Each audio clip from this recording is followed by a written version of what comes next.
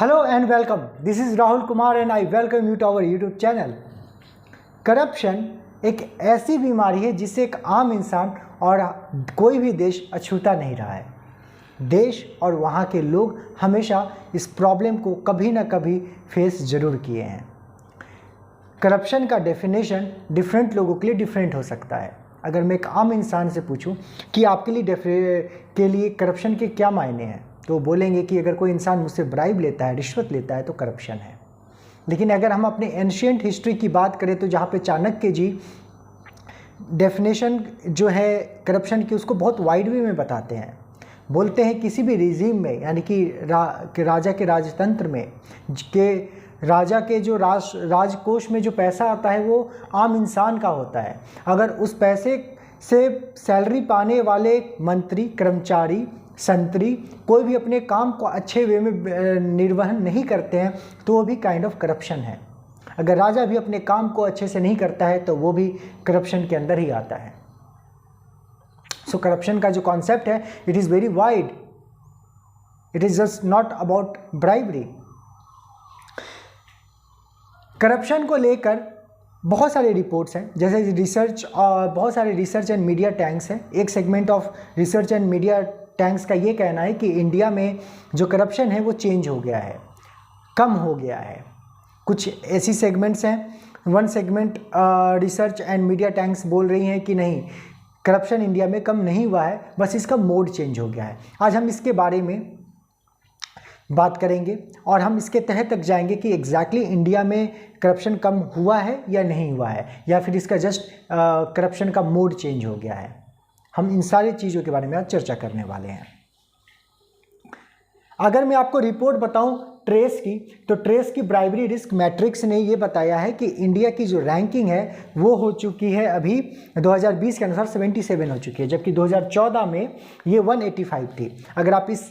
अगर इस रैंकिंग को अगर आप देखते हैं तो you will be very happy कि यार इंडिया में, देश में हमारे तो करप्शन बहुत कम हुआ है। लेकिन आपको ये समझना होगा यहाँ पे, या फिर ये जानने की ज़रूरत है कि ये जो ट्रेस है ये एग्जैक्टली ये डेटा कहाँ से निकालती है। ये एक विश्व की संगठन है जो कि हर एक देश को रैंकिंग देती है। ये क्या करती है कि किसी भी देश में जो काम करने वाली एमएनसीज है, टॉप एमएनसीज, उनके पास जाती है, उनसे डेटा लेती है कि आपकी ब्राइबरी रिस्क क्या है, यानी कि टॉप पॉलिटिशियंस और ब्यूरोक्रेट्स आपके साथ कितने सही से हैं, क्या वो आपसे ब्राइब ले रहे हैं। इन सारे इन्फॉर्मेशंस को लेते हैं। ईज़ ऑफ डूइंग बिजनेस क्या है आपका, ये सारी चीज़ें, जिस चीज़ों का वो इन्फॉर्मेशन लेते हैं और उस हिसाब से वो डेटा निकालते हैं। और इसका फ़ायदा ये भी होता है कि अगर आपकी रैंकिंग अच्छी है तो कोई भी देश की कंपनी आपके देश में आके ज़्यादा इन्वेस्ट करेगी। अगर इन्वेस्ट ज़्यादा करेगी तो आपके देश में जो प्रगति है ज़्यादा होगा, रोज़गार ज़्यादा मिलेगा। लेकिन क्या ग्रास रूट रियलिटी यही है कि आम इंसान के लाइफ से भी करप्शन ख़त्म हो चुका है? तो आई विल से नो, ऐसा नहीं है।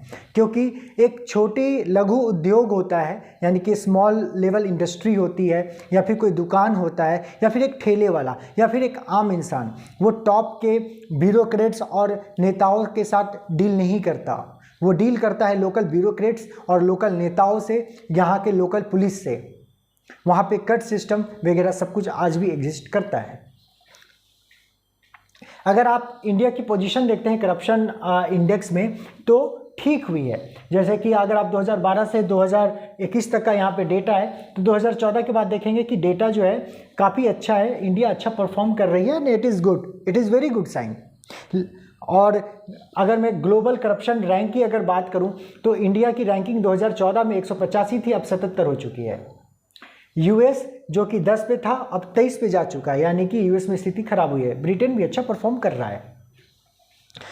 ओके, अब हम इस रिपोर्ट के बारे में बात करें। जैसे कि मैंने आपको बताया कि ना, टॉप एमएनसी से डेटा लिया जाता है, तो of course they are interacting with them, top bureaucrats and leaders. लेकिन लघु उद्योग के केस में या फिर एक आम इंसान के केस में ऐसा नहीं होता है।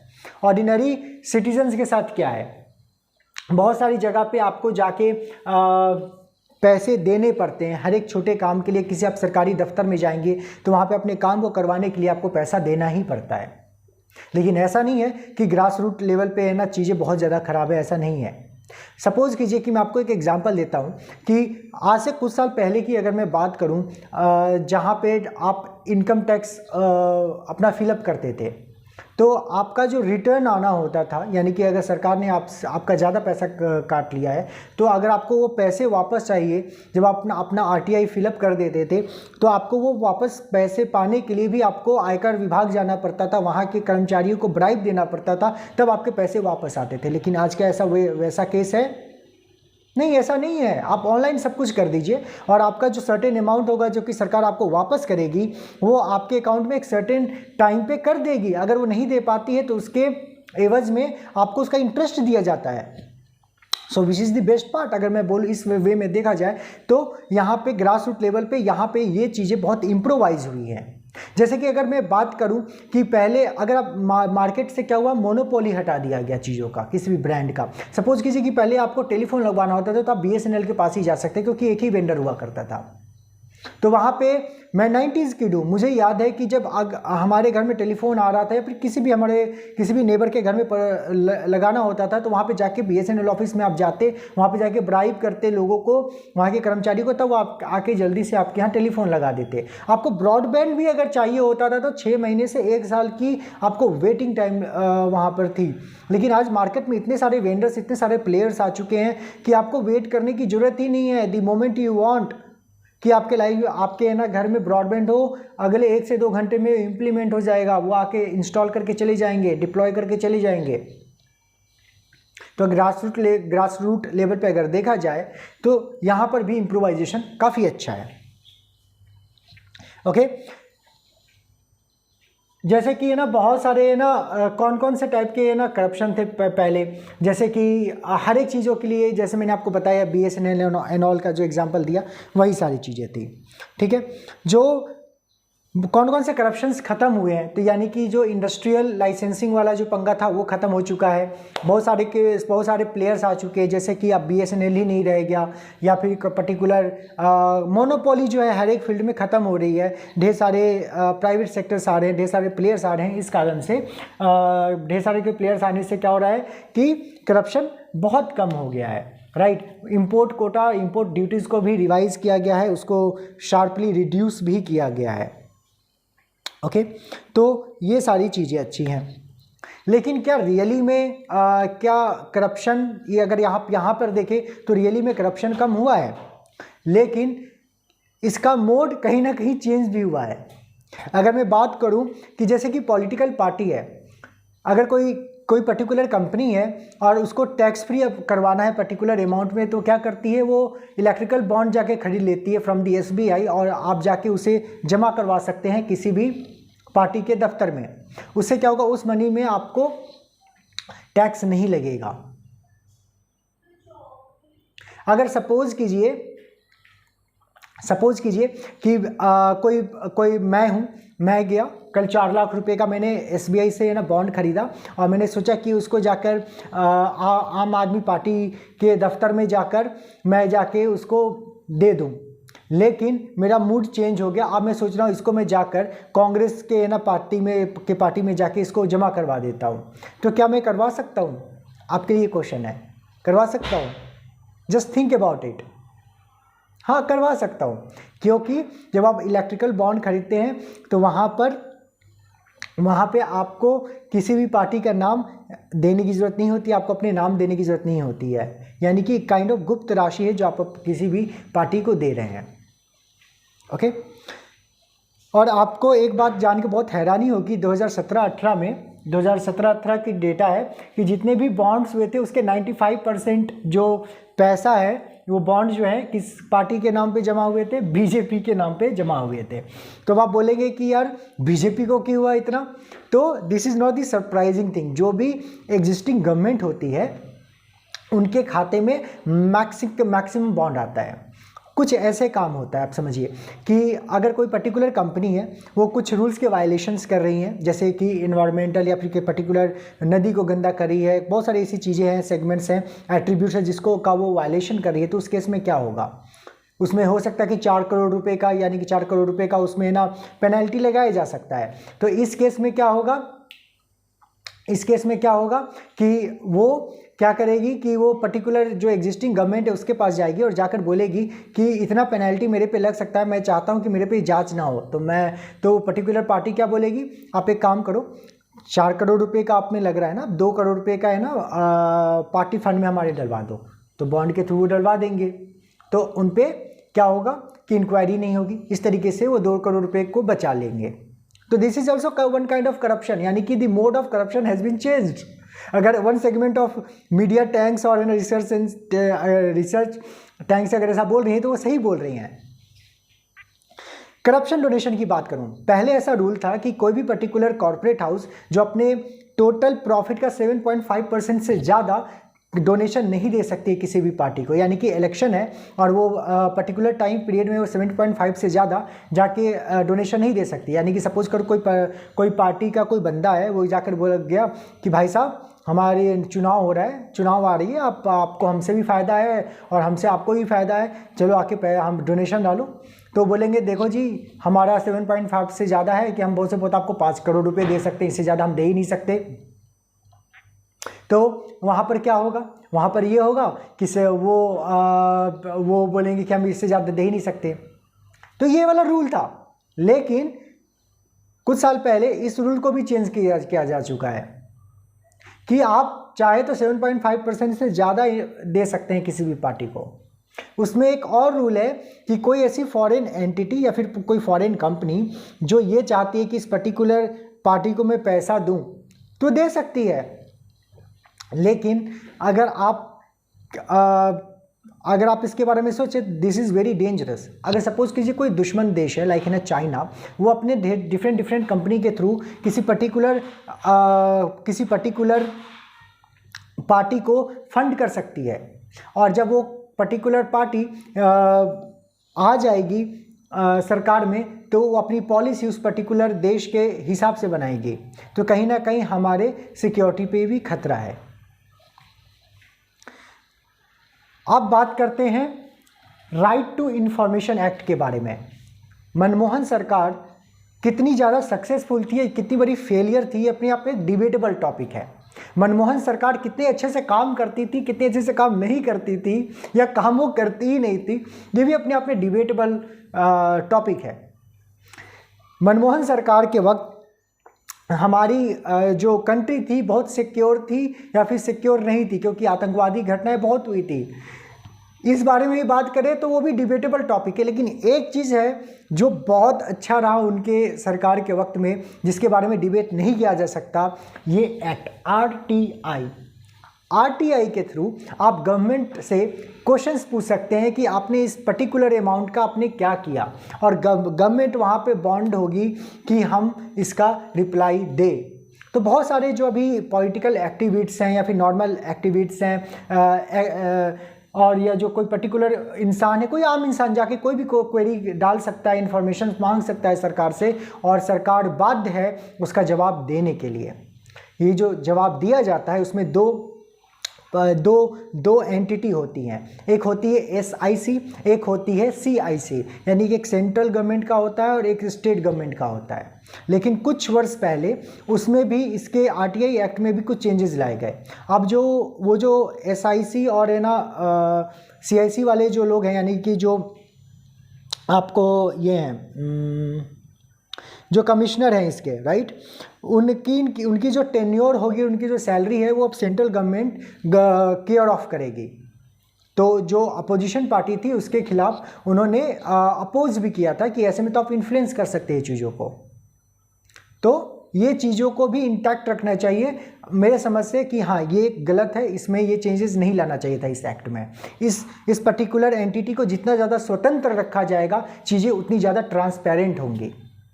ट्रांसपेरेंट रखने के लिए एक और चीज़ें लाई गई थी मार्केट में, दैट वाज दी लोकपाल सबको याद होगा। 2011 का वक्त अन्ना हजारे ने एक मूवमेंट चलाई थी एंटी करप्शन के खिलाफ कि एंटी करप्शन होना चाहिए, इंडिया हमारा करप्शन नहीं होना चाहिए। और वो करप्शन करते हुए कई लोग सरकार बनाकर बैठे हैं।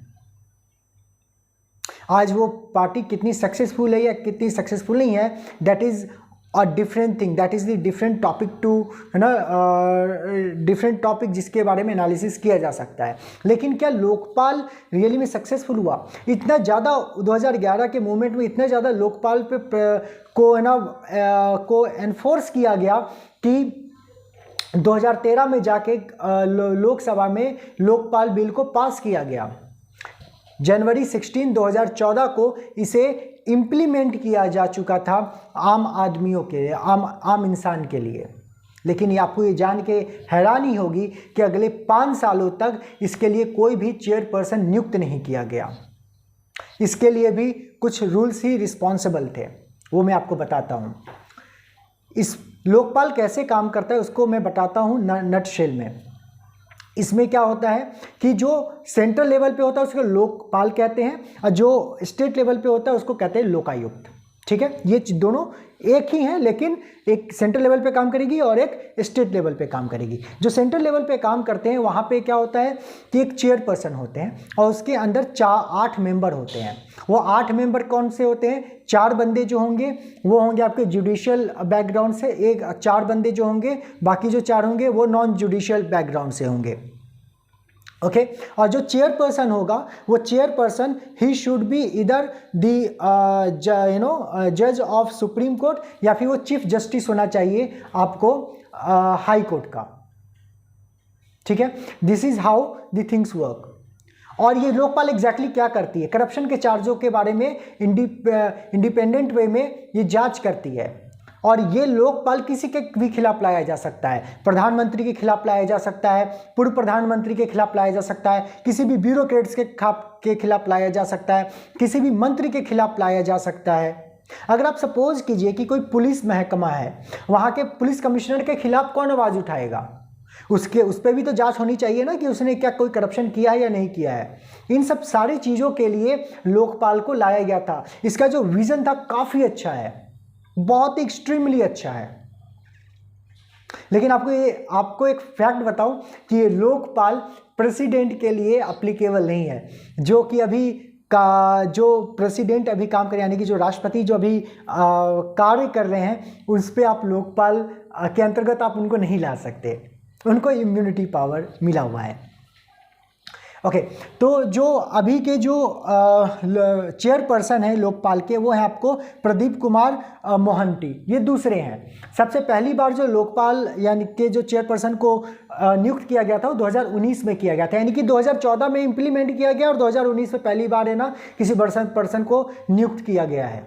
इसके पीछे रीज़न क्या था? उसमें लोकपाल में एक रूल था कि इसकी जो कमेटी होगी, जो है ना चेयरपर्सन को सिलेक्ट करेगी, उसमें प्रधानमंत्री होंगे, लोकसभा के आपके सभापति होंगे, मिस्टर प्रेसिडेंट होंगे, और साथ में अपोजिशन लीडर होगा। अब ये अपोजिशन लीडर क्या होता है?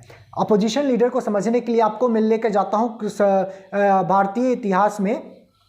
कुछ साल पहले 1947 का वक्त था जब भारत आज़ाद हुआ, और वहाँ पे लोकसभा, राज्यसभा वगैरह सब बनाया जा रहा था, कॉन्स्टिट्यूशन वगैरह बनाया जा रहा था इंडिया का। वहाँ पे कोई अपोजिशन लीडर करके कोई कॉन्सेप्ट नहीं हुआ करता था। वहाँ पे जो सीनियर लीडर हुआ करते थे अपोजिशन में, वो अपनी बातें रखा करते थे। लेकिन इसको रूल बेस्ड बना दिया गया कि अपोजिशन का भी एक लीडर होगा, जिसकी पर्टिकुलर सैलरी होगी, उसको बहुत सारे सुविधाएँ मिलेंगी।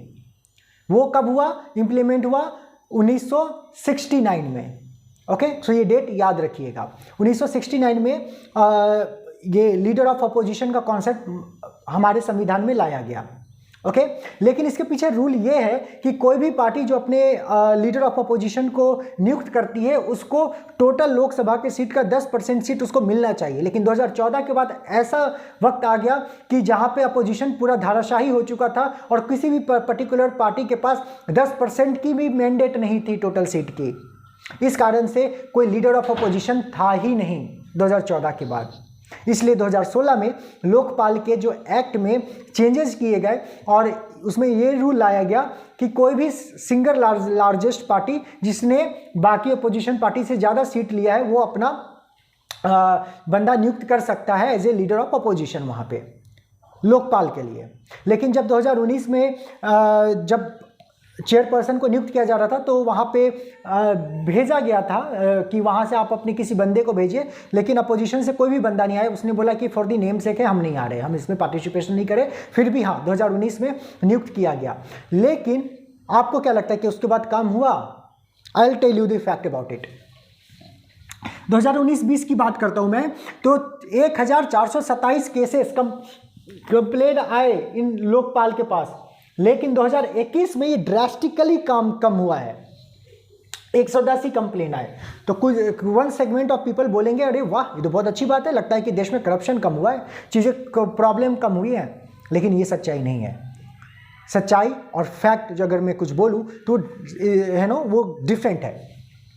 वो ये है कि अगर आप लोकपाल के वेबसाइट पे जाएंगे तो वो प्रॉब्लम्स अभी जो सपोज कीजिए कि अभी एक्टिव जो है ना जुलाई तक में जो डेटा आया था लास्ट ईयर के वो 33 थे, उसमें क्या था कि उसमें से 11 अगर आप वेबसाइट पे जाते तो वहाँ पे है ना कुछ पर्टिकुलर है ना क्लियरेंस नहीं दिया गया था कि एग्जैक्टली वो 11 आउट ऑफ 30 11 केस जो बंद हुए वो किस बारे में थे, और उसका इलेबरेशन नहीं था। लोकपाल के लिए जो बजट निकाला गया है उसका 1/3 पैसा तो स्पेंड ही नहीं किया गया है। जो मैंने आपको बोला था कि जुडिशियल बॉडी होगी, यानी कि एक चेयरपर्सन होगी, उसके अंदर है ना 8 बंदे होंगे, 4 विल बी फ्रॉम दी ना judicial background, 4 from the non judicial background, right. तो वो जो जुडिशियल बैकग्राउंड उसके हाफ यानी कि 2 बंदों को अभी तक नियुक्त ही नहीं किया गया था। अगर आप इन नटशेल अगर मैं बोलूं तो लोकपाल अपने आप में बहुत बड़ा फेलियर है, क्योंकि 2011 में इसके बारे में बात किया गया, 2023 में इसको इंप्लीमेंट किया गया और पब्लिक फेस में लाया गया 16 जनवरी 2014 को, और आज लगभग 10 साल हो चुके हैं और इसमें कुछ इंप्रूवमेंट नहीं है। तो किसी भी चीज़ को इवेलुएट करने के लिए आपको नहीं लगता कि 5 साल से 7 साल काफ़ी होता है कि पर्टिकुलर फील्ड में काम होगा या नहीं होगा, ये कितनी बड़ी सक्सेस है, कितनी बड़ी फेलियर है। तो मेरे समझ से लोकपाल अगर आप लॉजिकली सोचेंगे तो लोकपाल तो फेलियर है, लेकिन इस पे बहुत काम करने की जरूरत है। ये बहुत अच्छा एक्ट है, इसको अगर यूज़ किया जाए तो बहुत सारे लोग जो मलाई खा रहे हैं वो प्लेट उनके हाथ से छीना जा सकता है। ओके। लोकपाल का एक और खराब रूल है कि आप अपने कंप्लेन इंग्लिश में ही कर सकते हैं। कितने परसेंटेज इंडियन ऐसे हैं जो इंग्लिश के साथ कंफर्टेबल हैं? वो अपनी चीज़ों को इंग्लिश में कैसे कंप्लेन कर पाएंगे? ये भी अपने आप में नेक्स्ट लेवल की बात है। अब हम बात करते हैं डिमोनेटाइजेशन के बारे में। जब मैं डिमोनेटाइजेशन की बात करता हूं तो आपके माइंड में एक ही बात आता होगा, नोटबंदी की के बारे में जब भी मैं बात करूंगा तो एक ही बात आपके माइंड में आएगा। 8 नवंबर 2016 का वक्त, रात के 8 बजे, भाइयों और बहनों, आज से 500 और 1000 रुपये मान्य नहीं होंगे। अगर आप एक segment of media and research tank की बात करें तो वो बोलते हैं कि demonetisation is a big failure, और एक segment of media and research tank है वो बोलते हैं कि नहीं, it is a kind of success. Opposition party ने डिमोनेटाइजेशन के खिलाफ सुप्रीम कोर्ट में जाके केस भी किया था। आम लोगों को ये नहीं पता कि एग्जैक्टली डिमोनेटाइजेशन के खिलाफ केस किया गया था। ये नहीं किया गया था कि आप कोई सरकार है ना डिमोनेटाइजेशन नहीं कर सकती, इसके खिलाफ नहीं किया था अपोजिशन वालों ने।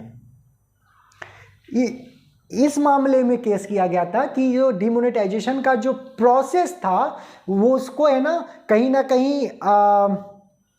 बाईपास किया गया करंट गवर्नमेंट के द्वारा।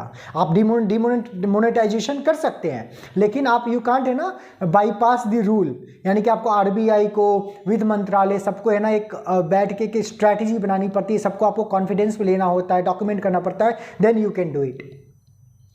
अपोजिशन का ये कहना था कि ये नहीं किया गया था, इसके बारे में केस था डिमोनेटाइजेशन के खिलाफ। और हाँ, आरबीआई की रिपोर्ट ये है कि 96% से ज़्यादा जो 500 और 1000 रुपये थे वो वापस बैंक में आ गए, यानी कि जो करप्शन पे जो आघात करने की कोशिश की गई थी वो उतने ज़्यादा फ्रूटफुल नहीं रहा। अगर आप एक लॉजिकली सोचे तो yes that is also true, क्योंकि क्या इसको फेल करने के लिए गवर्नमेंट ही रिस्पॉन्सिबल है? नहीं, आप और मैं भी रिस्पॉन्सिबल हैं, क्योंकि वो बैंक मैनेजर, वो सारे लोग जिन्होंने सिस्टम के लूप होल्स का यूज़ करके अपने ब्लैक मनी को वाइट मनी करने की कोशिश की उसने, लेकिन इसके फायदे क्या हुए?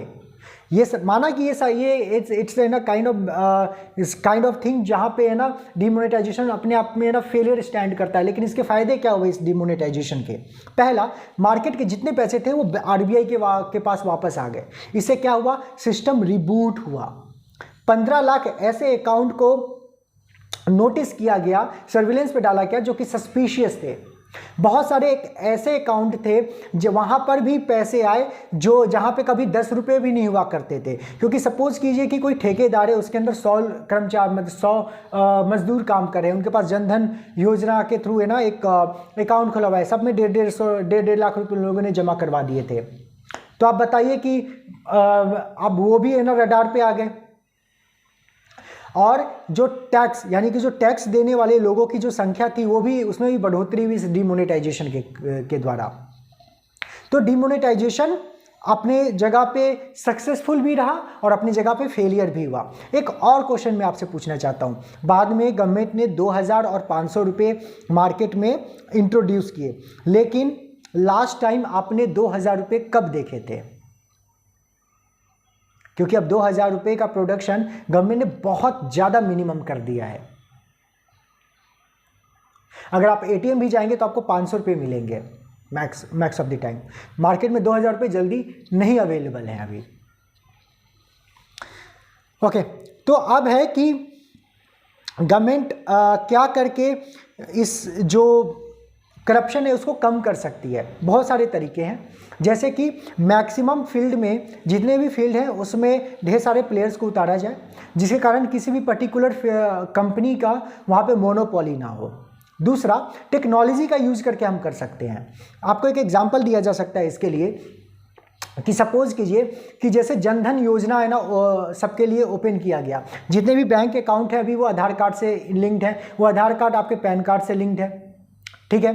तो आज गवर्नमेंट को अगर कोई आपको सब्सिडी देनी होती है तो क्या वहाँ पे थर्ड पर्सन आता है? क्या नहीं आता है।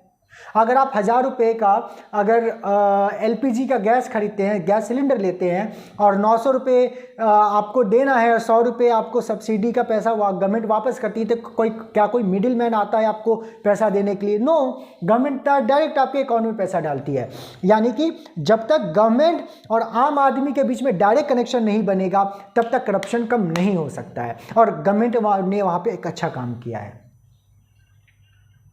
जैसे कोविड के वक्त गवर्नमेंट को पैसा देना था गरीब लोगों को, ताकि वो है ना रोजी रोटी अपनी चला सके, क्योंकि लॉकडाउन चल रहा था कोविड के वक्त। तो उस वक्त उन्होंने क्या किया, जितने भी जनधन योजना थी सब के तहत, जनधन योजना के तहत जितने भी अकाउंट्स खोले गए थे उसमें डायरेक्ट पैसा दे दिया गया।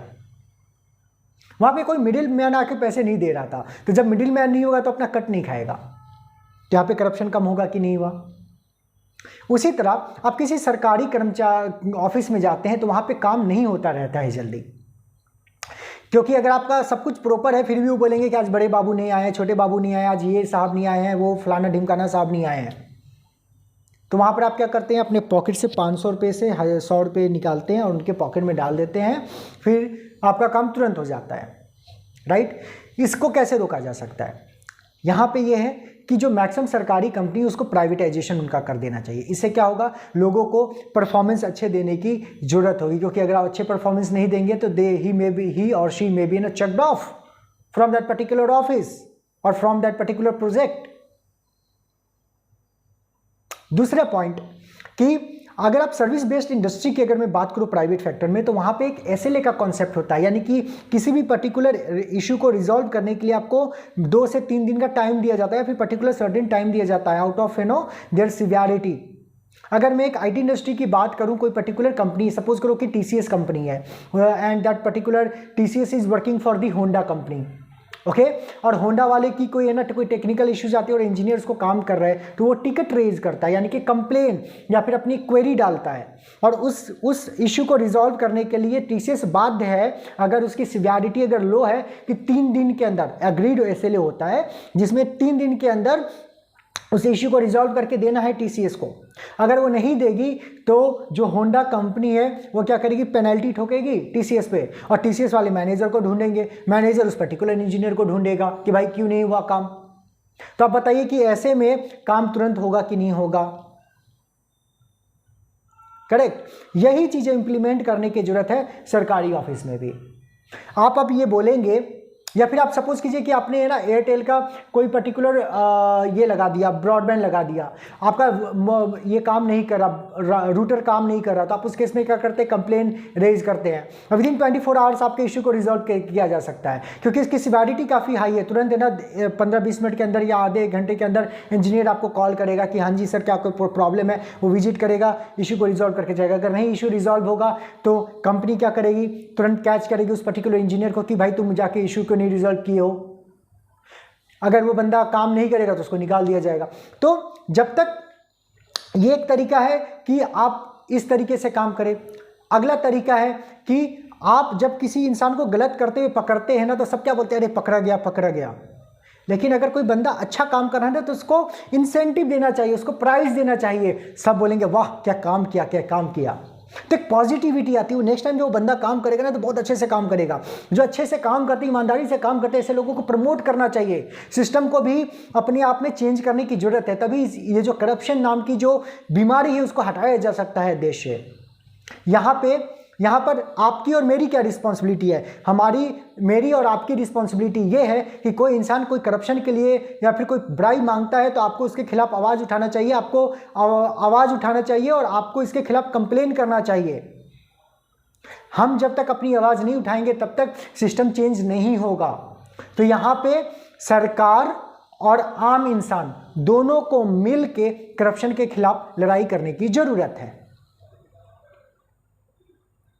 This is how we can reduce the impact or we can reduce the corruption in our country.